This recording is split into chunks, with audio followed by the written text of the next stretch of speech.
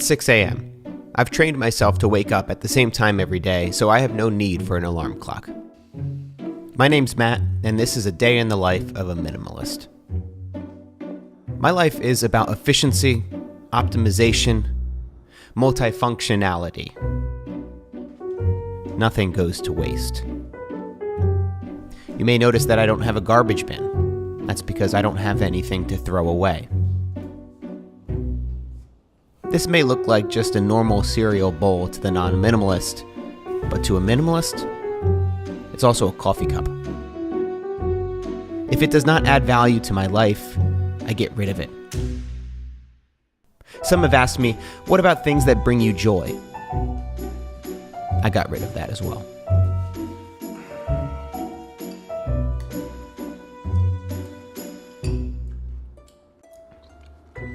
This isn't what my day actually looks like. I'm not that much of an asshole.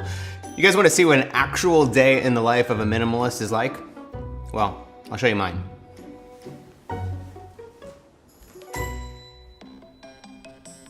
I usually wake up between 6 or 6:30 a.m., depending on how many times I hit the snooze button.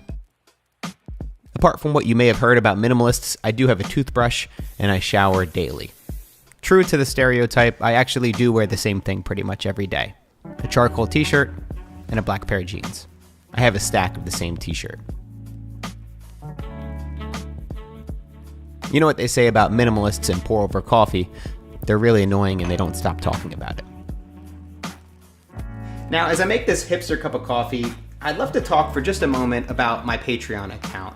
I've been making some pretty cool videos there that I don't release anywhere else. Like videos about how I make my videos, including a breakdown of the one you're watching right now. I talk about my process, how I come up with ideas, tips for growing an audience, and advice on how to build a successful business. My Patreon account is one of the ways that I'm able to keep this YouTube channel 100% advertisement free. You can check it out at patreon.com/MattDiavella. There's a link in the description. Oh, look at that. Coffee's done. I usually get in about an hour of work before Natalie starts stirring in bed, at which point I'll take a little break. You want to talk? Nope. And chat for a little bit before she gets ready for work. Then I get back to work.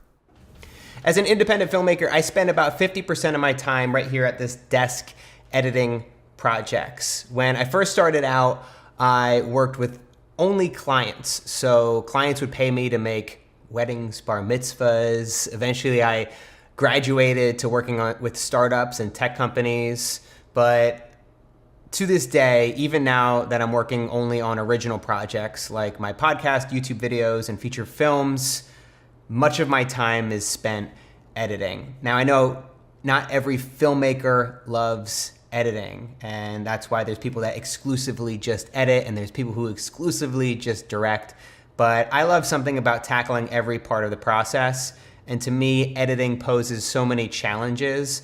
To tell a story through editing requires a certain kind of mindset and a certain kind of independence that I really enjoy.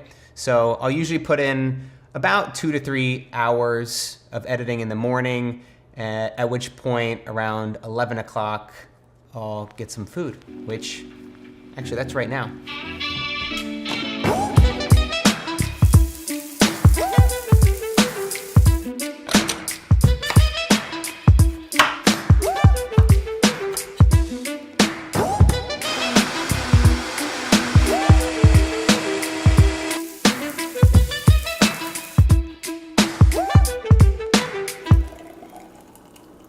I like to keep my lunches pretty simple.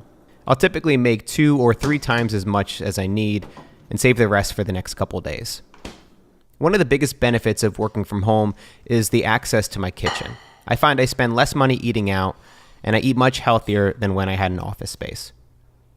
After lunch, I'll get changed and make my way to the gym.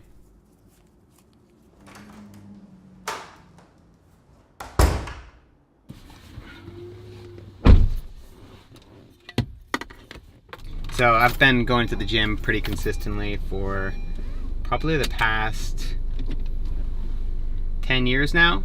I started really building the habit of working out and going to the gym every day, at least 5 days a week, during college, and there have been times when my routine falls off and I get sick or I'm traveling and I don't have time to fit in a workout, but I've always been able to pick it back up. It's just been one of those things that helps to ground me, especially being a freelancer and running my own business. It can be very stressful, and I find that it's a really great way to just blow off some steam, but also to feel better so I have more energy throughout the day. When I get home from the gym, I'll make a protein shake. Is it weird to shake it like this? Make a second cup of coffee, and then I'm back to work. If I'm not editing, I might be scheduling future podcast guests, recording episodes, or filming videos. Since most of my family is on the East Coast, sometimes I'll make a call home. Right now, I'm explaining a video idea to my mom, and she doesn't get it. No, just hustle in general. No, that's you're thinking of hustler. When Nat comes home from work, I usually shut down my work for the day as well. If it wasn't for Nat, I'd probably keep working.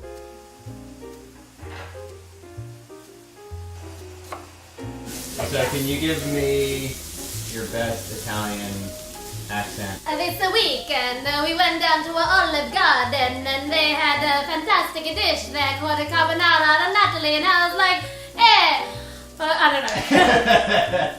That was really good. I don't know if my day looks very different from someone who isn't a minimalist. If anything, it comes down to the things I don't do. I don't waste a lot of time thinking about what I'm going to wear in the morning. I'm intentional with how I use social media, so I don't get easily distracted from my work. It takes a lot of intention up front, as well as the ability to adapt as my life changes, but I don't spend any unnecessary time chasing things that aren't important to me. Before bed, I'll take a look at my calendar, to-do list, and prepare for the following day. It helps me to wake up early and motivated to get to work. Then it's lights off.